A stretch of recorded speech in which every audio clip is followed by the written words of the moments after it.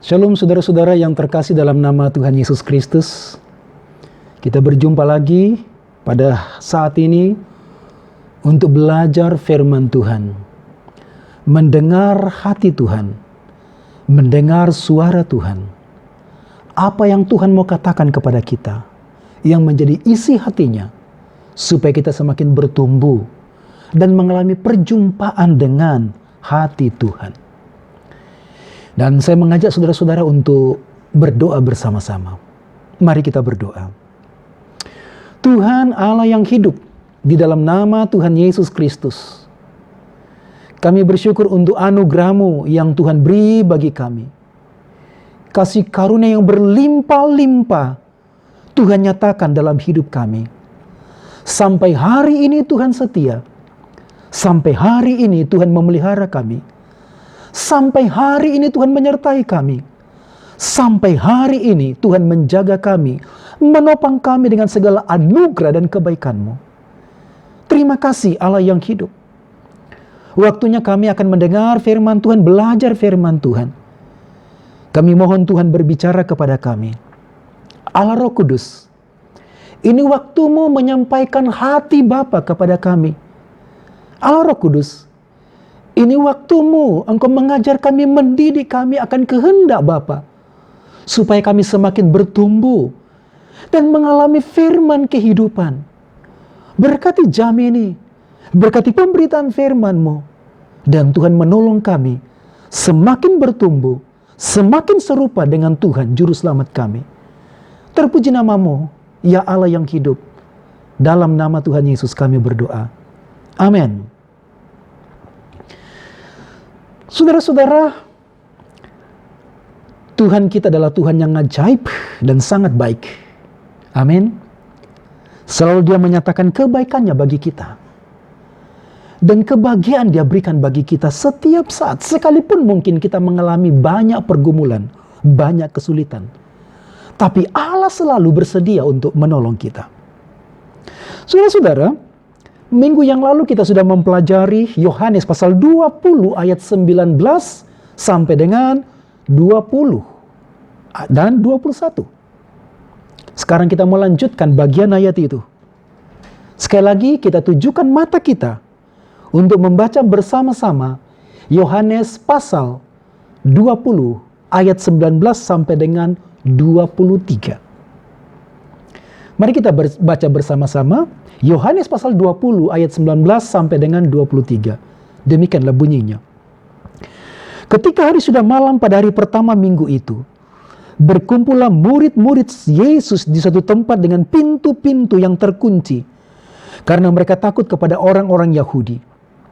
Pada waktu itu datanglah Yesus dan berdiri di tengah-tengah mereka dan berkata, "Damai sejahtera bagi kamu." Dan sesudah berkata demikian, Ia menunjukkan tangannya dan lambungnya kepada mereka. Murid-murid itu bersuka cita ketika mereka melihat Tuhan. Maka kata Yesus sekali lagi, "Damai sejahtera bagi kamu. Sama seperti Bapa mengutus aku, demikian juga sekarang aku mengutus kamu." Dan sesudah berkata demikian, Ia mengembusi mereka dan berkata, "Terimalah Roh Kudus. Jikalau kamu mengampuni dosa orang, dosanya diampuni. Dan jikalau kamu menyatakan dosa orang tetap ada, dosanya tetap ada." Saudara-saudara, kita akan mempelajari khusus bagian ayat 22 dan 23. 3 minggu berturut-turut kita sudah mempelajari, 2 minggu yang lalu kita mempelajari ayat 19 sampai dengan 20. Lalu minggu yang lalu kita mempelajari ayat 21. Dan minggu ini kita mempelajari khusus ayat 22 dan 23. Saudara-saudara, waktu kita membaca ayat 19 sampai dengan 23, ada tema yang sangat jelas disampaikan dalam ayat ini. Apakah temanya itu? Aku mengutus kamu.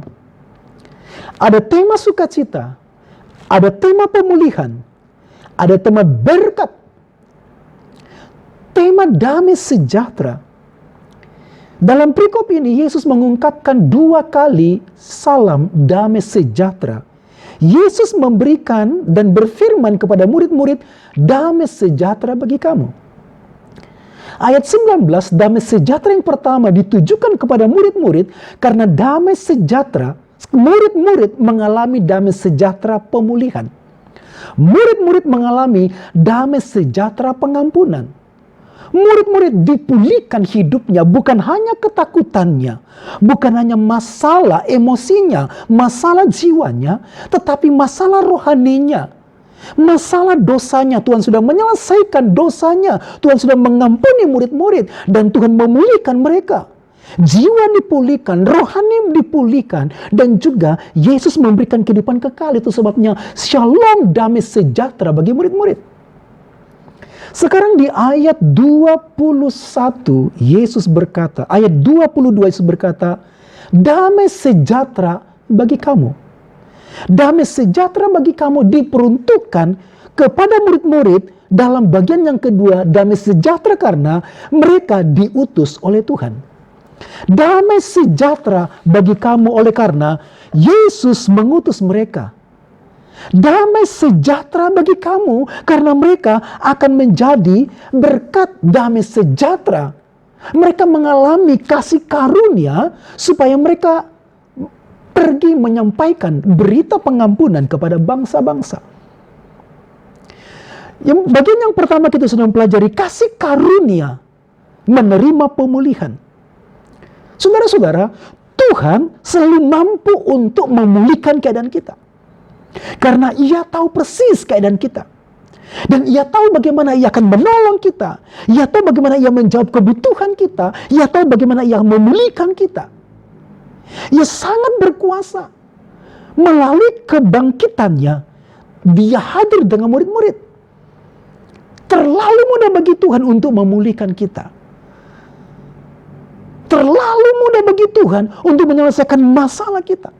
Itu sebabnya Dia menunjukkan kuasa dan berkata, shalom, damai sejahtera bagi kamu. Dan kita bisa mengalami damai sejahtera setiap hari. Sekali Tuhan berfirman, semua persoalan kita bisa diselesaikan. Namun saudara-saudara, kita perlu memahami tujuan Tuhan mengizinkan pergumulan yang kita alami. Yang pertama adalah supaya kita memiliki pengalaman dengan Tuhan secara pribadi. Kita dapat berjumpa dengan kuasa kebangkitannya. Kita dapat mengalami kehebatan kuasanya untuk menolong kita, memulihkan kita, memberkati kita. Supaya hal ini menambahkan pertumbuhan rohani kita. Sehingga kita dapat mempercayai Tuhan, mengandalkan Tuhan dalam kehidupan kita. Dan kemudian dibangkitkan gairah pelayanan kita, gairah ibadah kita, dan penyembahan kita kepada Tuhan. Yang kedua, saudara, pergumulan diizinkan oleh Tuhan supaya dengan penuh gairah kita dapat membagikan pengalaman perjumpaan dengan Tuhan itu kepada orang-orang yang memiliki pergumulan yang sama. Dan dengan demikian kita semakin mengasihi orang-orang di luar sana yang mengalami masalah, keterpurukan, kehancuran. Kita mengasihi mereka karena kita pernah sama dengan mereka. Tapi Tuhan sudah memulihkan kita dan kita pun ingin memulihkan orang lain. Kita pernah terkunci di rumah masa lalu kita. Kita pernah terkunci di rumah ketakutan kita. Dan kemudian Tuhan membawa pengalaman ini. Tuhan memulihkan kita. Dan kita juga bisa membawa pengalaman baru ini kepada orang lain. Dan mereka juga mengalami kehidupan yang berkelimpahan. Kehidupan yang dipulihkan. Di ayat 20, ayat 21 kita sudah membahas menjadi umat yang diutus. Tujuan kehadiran Tuhan malam itu di rumah yang terkunci itu. Waktu kita mempelajari ayat 19, 20, 21, 22, 23, tema utamanya adalah pengutusan. Bukan pemulihan. Pemulihan adalah cara Tuhan untuk melihat kita akan kuasanya. Pemulihan yang kita alami adalah cara Tuhan untuk menunjukkan hatinya kepada kita bahwa ada banyak orang yang bergumul dengan pergumulan yang sama, bahkan mungkin lebih berat dari itu.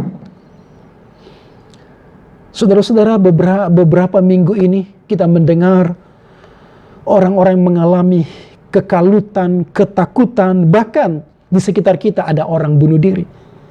Mereka mengalami pergumulan yang berat. Dan untuk itulah ayat ini berlaku bagi kita semua, bahwa ada orang yang punya pergumulan yang berat dan kita pernah mengalami pergumulan yang sama juga, tapi kita dikuatkan karena kuasa kebangkitan Yesus yang menghampiri kita, menjamah kita, memulihkan kita, dan kita dikuatkan. Dan ayat ini ditujukan bagi kita saat ini. Shalom Aleichem, damai sejahtera bagi kamu, Irene Umin. Dan kita bisa membagikan damai sejahtera kepada orang lain. Orang percaya yang gagal adalah orang percaya yang tidak pernah hidup menjadi utusan Kristus secara benar. Orang Kristen yang gagal adalah orang Kristen yang tidak pernah memberikan hidupnya untuk membagikan kabar keselamatan kepada orang lain. Saya berharap saudara setuju dengan saya. Saudara-saudara, Tuhan Yesus sudah mengutus kita di ayat 21.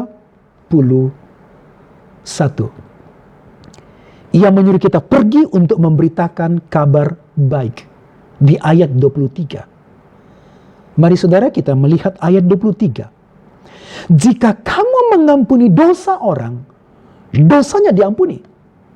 Dan jikalau kamu menyatakan dosa orang tetap ada, dosanya tetap ada. Saudara-saudara, ada penafsiran yang keliru mengenai ayat ini. Mereka berkata bahwa kita punya kuasa untuk mengampuni dan kuasa untuk tidak mengampuni. Jadi waktu kita mengampuni, maka dosa orang diampuni. Waktu kita tidak mengampuni orang lain karena kesalahan mereka, maka dosa mereka tidak diampuni. Saudara-saudara, ayat 23 tidak berdiri sendiri. Ayat 23 kita lihat hubungannya dengan ayat 21 dan 22. Waktu kita diutus untuk memberitakan kebenaran, diutus untuk menyampaikan pengampunan Allah, bukan pengampunan kita. Pengampunan Allah yang kita beritakan kepada bangsa-bangsa. Jadi ini berbicara tentang pemberitaan Injil. Pemberitaan Injil adalah tugas dari Allah. Yesus katakan di ayat 21, sama seperti Bapa mengutus aku, demikian juga sekarang aku mengutus kamu. Jadi pemberitaan Injil adalah tugas disampaikan dari Allah Bapa kepada kita. Ini tugas ilahi. Ini adalah hati Allah. Ini adalah kehendak Allah. Karena manusia jatuh dalam dosa, manusia pasti terhukum binasa dalam kekekalan dan kehilangan persekutuan dengan Allah. Dan Allah begitu kasih. Allah mengasihi manusia berdosa, itu sebabnya Allah mengutus umatnya, mengutus kita untuk menyampaikan pengampunan. Bukan pengampunan karena dosa mereka terhadap kita, tapi pengampunan karena mereka sudah gagal. Mereka berdosa kepada Allah, mereka menolak Injil, dan sekali lagi kita menyampaikan Injil, menyampaikan kabar keselamatan. Dan ayat 23 demikian berkata, Allah ingin membaharui hubungannya dengan manusia yang sudah hancur, yang sudah berdosa. Saudara-saudaraku, pemberitaan Injil, dalam pemberitaan Injil adalah pemberitaan pengampunan dari Allah. Jikalau kamu mengampuni dosa orang, dosanya diampuni. Dan jikalau kamu menyatakan dosa orang tetap ada, dosanya tetap ada. Mungkin lebih baik terjemahan bagian kedua itu, dan jikalau kamu menyatakan dosa orang tetap ada, dosanya tetap ada. Lebih baik diterjemahkan seperti ini, ya. Jikalau kamu menahan dosa orang, maka dosanya tetap tertahan. Maksudnya begini, saudara. Kita diberi otoritas untuk menyampaikan pengampunan Allah. Bukankah itu sifat ilahi? Allah mengampuni manusia berdosa. Allah mengampuni murid-murid. Di ayat 19 dan 20, Allah mengampuni murid-murid yang gagal. Mereka sudah dididik oleh Tuhan. Mereka sudah dipersiapkan menjadi rasul, tapi mereka gagal. Dan bagi mereka berlaku shalom, damai sejahtera. Ini bukan damai sejahtera perasaan tenang, perasaan bahagia, perasaan sukacita. Tapi shalom damai sejahtera ini adalah di mana perasaan sukacita oleh karena hubungan kita dengan Allah sudah dipulihkan. Shalom, dan shalom yang kedua di ayat 21 ini berlaku bagi murid-murid, bagi orang yang belum percaya. Shalom itu disampaikan kepada orang-orang yang belum percaya supaya mereka juga mengalami shalom, damai sejahtera surgawi, damai sejahtera ilahi, damai sejahtera di mana mereka mengalami pengampunan. Ini yang disebut dengan kasih karunia, mendapatkan mandat ilahi dari Allah. Kasih karunia menerima tugas ilahi. Ini kasih karunia yang luar biasa bagi kita, saudara-saudara. Kasih karunia oleh karena kita sudah mengalami kasih karunia pengampunan. Kasih karunia yang kedua adalah oleh karena Tuhan mempercayakan mandat ilahi untuk menyatakan pengampunan kepada orang-orang yang berdosa ketika mereka meresponi Injil. Saudara-saudara, pengampunan yang disampaikan ini sekali lagi saudara, ini adalah pengampunan yang diberikan kepada Allah, kepada orang-orang yang mempercayai Yesus Kristus yang telah mati di kayu salib dan bangkit dari kematian. Pengampunan ini berhubungan dengan berita Injil. Pengampunan ini berhubungan dengan respon seseorang mempercayai berita Injil, maka orang itu diampuni. Sekali lagi saudara, penafsiran ayat ini bukan orang yang bersalah kepada kita, lalu kemudian kita mengampuni atau menahan dosa orang, bukan. Tapi pengampunan ini adalah pengampunan karena pemberitaan Injil. Mereka respon kepada berita keselamatan yang kita sampaikan. Kita perlu ingat bahwa Tuhan Yesus tidak mengampuni dosa tanpa iman dalam hati seseorang yang diampuni. Jadi orang yang diampuni itu oleh karena mereka respon akan kasih Allah. Mereka respon akan pemberitaan kasih Allah.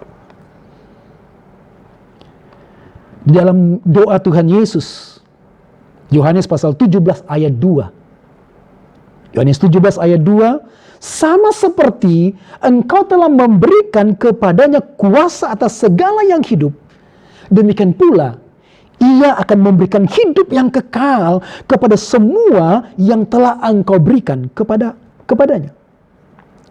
Pengampunan dosa tidak dapat dipisahkan dari iman di dalam Tuhan Yesus Kristus atau pilihan dari Bapa di sorga.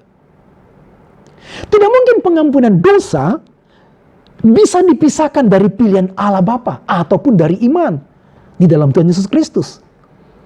Ayat ini tidak mungkin berarti bahwa kita, hamba Tuhan, orang percaya, mempunyai otoritas untuk mengampuni dan tidak mengampuni, mengampuni secara sembarangan atau tidak mengampuni di luar pilihan dari Allah atau tanpa iman. Berita ilahi bahwa Allah mengampuni orang yang meresponi Injil Tuhan. Injil Tuhan tercatat di ayat yang ke-20. Yesus memperlihatkan kedua tangannya dan juga memperlihatkan lambungnya. Itu Injil. Dua tangan ini bicara tentang simbol dari penderitaan, simbol dari kematian, simbol dari penyelesaian tugas Yesus di kayu salib. Yesus sudah mati di kayu salib. Yesus sudah menderita untuk kita. Yesus sudah menanggung kutuk kita. Dan Yesus memperlihatkan kedua tangannya, lambungnya. Itu Injil bahwa Yesus sudah menyelesaikan kematian kita, menyelesaikan hukuman untuk kita, menyelesaikan kutuk untuk kita di kayu salib. Dan sekarang itu yang kita beritakan. Dan itu membuat murid-murid bergairah. Dan barang siapa menerima Injil itu, mereka beroleh pengampunan. Amin, saudaraku. Kita sudah diampuni dan kita seharusnya mengalami damai sejahtera dari Bapa di sorga. Damai sejahtera setiap hari kita bisa alami karena Tuhan sudah mengampuni kita. Tidak ada tuduhan lagi. Kita dipanggil untuk menyampaikan hati Tuhan atas seluruh manusia yang berdosa. Ini adalah kehendak Tuhan Dalam Injil ada pengampunan. Menerima Injil keselamatan Yesus, maka menerima pengampunan dari Allah. Menerima pengampunan dari Allah adalah menerima perdamaian dengan Allah juga. Orang yang tidak pernah berdamai dengan Allah, tidak pernah menikmati hubungan dengan Allah yang benar. Mereka hanya menikmati hubungan agama. Orang yang tidak pernah berdamai dengan Allah, orang yang tidak pernah diampuni oleh Allah, tidak bisa mengampuni juga. Orang yang tidak pernah diampuni oleh Allah, tidak bisa juga mewartakan pengampunan dari Allah. Karena kita sudah diampuni oleh Allah, maka kita juga punya otoritas untuk membagikan pengampunan Allah itu. Dan waktu mereka menerima berita pengampunan, dosanya diampuni. Markus 16. Mari kita membuka Markus pasal 16 ayat 15 dan 16. Markus 16 ayat 15 dan 16. Lalu Tuhan Yesus berkata kepada mereka, "Pergilah ke seluruh dunia, beritakanlah Injil kepada segala makhluk. Siapa yang percaya dan dibaptis akan diselamatkan, tapi siapa yang tidak percaya akan dihukum. Pergilah dan beritakanlah Injil kepada seluruh makhluk. Siapa yang percaya pada Injil, dia akan diampuni. Tapi siapa yang tidak percaya, tidak akan diampuni." Ini maksud dari ayat Yohanes pasal 20 ayat 23. Saudaraku, penghukuman Allah sedang berlangsung atas orang-orang berdosa. Penghukuman Allah, murka Allah, penghakiman Allah sedang berlangsung pada orang-orang yang menolak Allah yang benar. Namun hati Tuhan supaya kita pergi memberitakan Injil keselamatan, Injil kematian kebangkitan Yesus, agar mereka meresponi Injil keselamatan dan mereka mendapatkan pengampunan. Dan bukannya itu saja, saudara-saudara, ada otoritas atas orang percaya. Jika kamu menyatakan dosa, orang tetap ada, dosanya tetap ada. Maksudnya begini, jika kamu menahan itu artinya kita tidak pergi memberitakan Injil. Pada waktu kita pergi memberitakan Injil, maka dosanya diampuni kalau mereka respon pada Injil. Tapi kalau mereka tidak pernah mendengar Injil, kita menahan Injil, dosa mereka tertahan. Pekerjaan penghakiman berjalan terus. Dan ayat ini menceritakan bagaimana murid-murid Tuhan Yesus dipercaya untuk ikut mengambil bagian dalam pemberitaan pekerjaan Injil ini. Pernyataan ini harus dimengerti dalam konteks ayat 22-23. Saudara-saudaraku, apa yang perlu kita terapkan?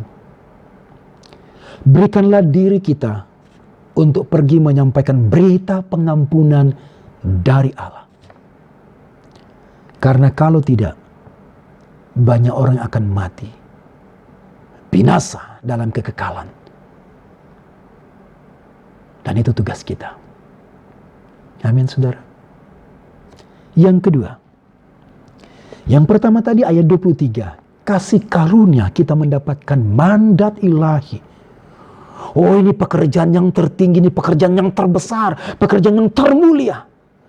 Memberitakan pengampunan dari Allah. Yang kedua, di ayat 22, kita mendapatkan kasih karunia Roh Kudus.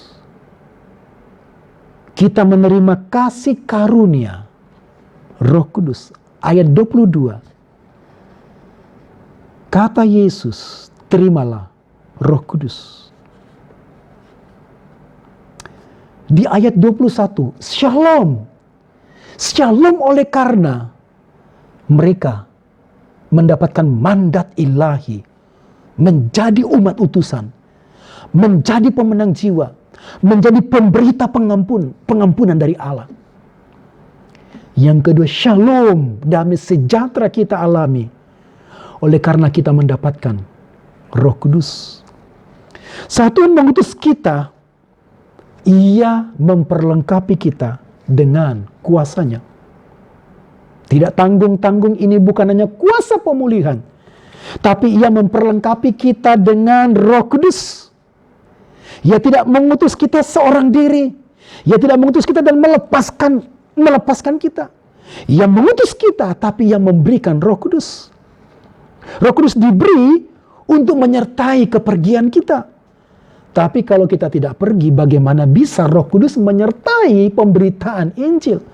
Kalau kita tidak pergi dan menanggapi Injil ini, kalau kita tidak pergi menanggapi berita dari Yesus sama seperti Bapa mengutus aku, demikian juga sekarang aku mengutus kamu. Kalau kita tidak menjadi utusan, bagaimana kita bisa mendapatkan pengalaman pribadi dengan Roh Kudus?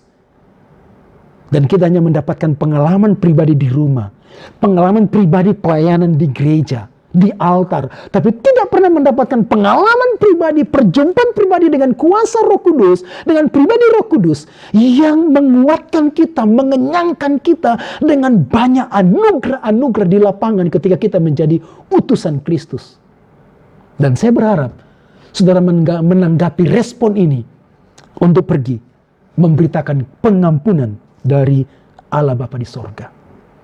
Roh Kudus telah diberikan. Terimalah Roh Kudus. Roh Kudus sudah dicurahkan. Jadi jangan lagi minta Roh Kudus dicurahkan karena sudah dicurahkan. Nah, saudara-saudara, di ayat 22 ini kadang-kadang ada beberapa penafsiran yang salah tentang pemberian Roh Kudus. Yang pertama, hal yang salah itu adalah Roh Kudus diberikan oleh pendeta. Padahal ayat ini diberikan oleh Yesus. Pendeta tidak punya kuasa sama sekali untuk memberikan Roh Kudus. Yang kedua adalah Roh Kudus dianggap hanya kuasa atau benda. Itu sebabnya pendeta sepertinya hebat karena ini kuasa benda, maka dia berhak untuk memberikan Roh Kudus. Memberikan minggu ini, memberikan minggu depan, dan seterusnya. Dengan mengutip dari ayat ini. Dan kemudian beberapa di antaranya bisa perintah-perintah Roh Kudus, bisa menyuruh Roh Kudus, atau bisa menitip Roh Kudus di satu rumah, menitip Roh Kudus. Yang ketiga, ada kesalahan. Roh Kudus tidak bisa diberikan oleh siapapun dengan cara meniup. Dengan mengutip dari ayat ini. Dalam ayat ini dikatakan bahwa Yesus menghembusi mereka. Dan kemudian beberapa pendeta mencoba untuk meniup dengan cara menghembusi. Beberapa penafsir teolog mengatakan bahwa sebenarnya kata menghembusi itu tidak harus menghembusi mereka. Karena dalam bahasa teks Yunani tidak ada kata mereka. Beberapa penafsir menafsirkan ini Yesus bernafas atau Yesus mengeluarkan nafas. Tapi maksudnya tidak mengajarkan bahwa seorang pendeta bisa meniup Roh Kudus dari mulut hamba Tuhan kepada jemaat. Nah, saudara-saudara, saya tidak membahas lebih banyak itu, tapi kita membahas mengapa Roh Kudus diberikan kepada utusan. Diberikan kepada murid-murid, diberikan kepada orang percaya, diberikan kepada kita. Ada 3 alasan. Yang pertama adalah Roh Kudus yang memberi kemampuan dan kecakapan dalam melayani. Setiap orang percaya diberikan karunia-karunia rohani dan kecakapan-kecakapan serta berbagai kemampuan, berbagai daya agar melalui itu kita dapat melayani dan kita dapat memberitakan Injil pengampunan dan keselamatan kepada banyak orang. Itu berarti semua orang percaya dapat melayani Tuhan, menyenangkan Tuhan dengan bakat-bakat, kemampuan, karunia-karunia yang Tuhan beri kepada mereka. Dan mereka bisa menjadi saksi, menjadi utusan, menjadi pemberita Injil. Beberapa orang yang punya kemampuan khusus, belajar bahasa begitu cepat. Beberapa orang punya kemampuan khusus untuk melobi sehingga dia bisa memasukkan berita keselamatan. Beberapa orang punya kemampuan khusus untuk berbicara Sehingga melalui percakapan, pergaulan, dia bisa menyampaikan berita pengampunan. Semua orang percaya adalah pelayan dan utusan Tuhan. Dan Tuhan telah melengkapi kita dengan kemampuan untuk melayani dan menyenangkan Tuhan. Jadi, mengapa saudara tidak mengambil bagian melayani Tuhan sekarang? Jangan tunggu lagi. Nanti keburu mati. Tidak ada modal di pengadilan bema Kristus. 0. Ambil bagian ini. Sebab Tuhan berikan kemampuan kepadamu. Yang kedua, tujuan pemberian Roh Kudus adalah agar Roh Kudus melindungi, menjagai, menyertai kemana kita pergi untuk melayani Tuhan dan memberitakan kabar keselamatan. Bagaimana Tuhan bisa menyertai kita kalau kita tidak pernah pergi? Bagaimana Tuhan bisa melindungi kita kalau kita hanya di rumah? Di rumah kurang bahaya atau mungkin gak ada bahaya. Di gereja kurang bahaya atau mungkin gak ada bahaya. Atau sesekali bahaya. Tapi di luar sana ketika orang pergi memberitakan Injil, ketika pergi untuk menyampaikan kabar pengampunan, terlalu banyak bahaya. Terlalu banyak masalah. Itulah sebabnya Roh Kudus diberikan, karena Roh Kudus akan melindungi kita, menjagai kita, menyertai kita. Itu fungsi Roh Kudus. Jadi kita tidak akan pernah mengalami fungsi Roh Kudus melindungi kita, menyertai kita, menjagai kita, kalau kita tidak pernah menjadi utusan. Kalau kita tidak pernah membawa berita pengampunan. Sebab pada waktu kita membawa berita pengampunan, saudara-saudara, segala kuasa dari si jahat, serangan dari si jahat akan menyerang kita, melemahkan kita, melawan kita dengan segala tipu dayanya, kebohongannya untuk melemahkan kita. Iblis menyerang kesehatan kita, iblis menyerang pekerjaan kita, iblis menyerang pelayanan kita, menyerang keluarga kita. Namun Roh Kudus, percayalah, Roh Kudus sudah diberi yang menyertai kita, melindungi kita, menjagai kita, dan tak ada satu kuasa pun yang bisa menghancurkan kita, karena kita utusan Tuhan. Melawan utusan Tuhan sama dengan melawan Tuhan. Tapi bagaimana mungkin kita pernah mengalami penyertaan Tuhan, mengalami penjagaan Tuhan, kalau kita tidak pernah pergi membawa berita pengampunan? Itulah sebabnya saudara-saudara, mengapa kita kekurangan pengalaman dengan Roh Kudus. Itulah sebabnya saudara-saudara, mengapa kita kurang pengalaman, dikuatkan, disertai oleh Roh Kudus. Karena kita tidak pernah pergi. Kita hanya berdiam di rumah. Kita hanya berdiam di gereja. Saya tidak mengecilkan pelayanan di gereja. Tapi kita tidak akan pernah mengalami pengalaman-pengalaman lebih besar waktu di luar sana.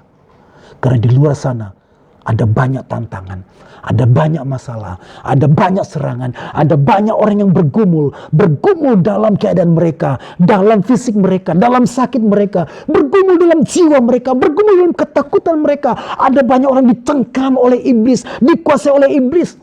Dan pada waktu kita datang ke sana, kita sedang datang untuk melepaskan mereka. Kita datang untuk menolong mereka, membebaskan mereka dengan pewartaan, pengampunan dari Bapa di sorga. Iblis dikalahkan. Dan kita tidak pernah mengalami pengalaman itu, karena kita tidak pernah pergi menyampaikan berita pengampunan dari Allah, berita kelepasan, berita kebangkitan dari Yesus Kristus. Haleluya. Saudara mau mengalami pengalaman dengan Roh Kudus lebih besar lagi? Silakan saudara keluar, mewartakan berita pengampunan Allah. Engkau akan melihat orang-orang dipulihkan dan sukacita menerima Yesus Kristus. Engkau akan melihat orang-orang dengan sukacita dibebaskan dari kuasa gelap. Engkau akan melihat orang-orang dengan sukacita, bahagia, dosanya diampuni. Engkau akan melihat dengan sukacita mereka disembuhkan. Amin, saudaraku. Hari ini ambil komitmen. Ambil komitmen untuk pergi. Paling tidak mulai dengan doa hari ini. Doa. Orang-orang yang sesat, orang-orang berdosa. Doa supaya Tuhan kiranya mempertemukan kita dengan mereka. Tuhan menyelamatkan mereka.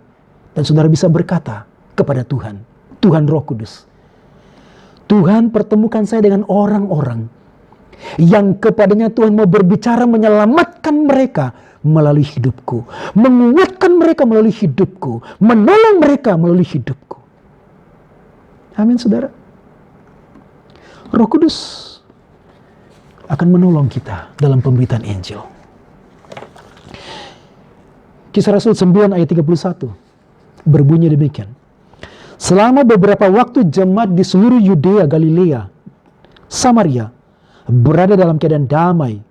Jemaat itu dibangun dan hidup dalam takut akan Tuhan.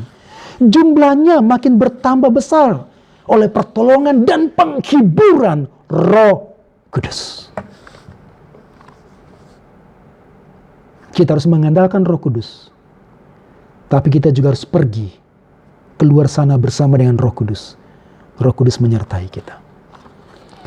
Yang ketiga saudara, tujuan pemberian Roh Kudus memberi kemampuan, kecakapan, daya dalam melayani, memberitakan Injil.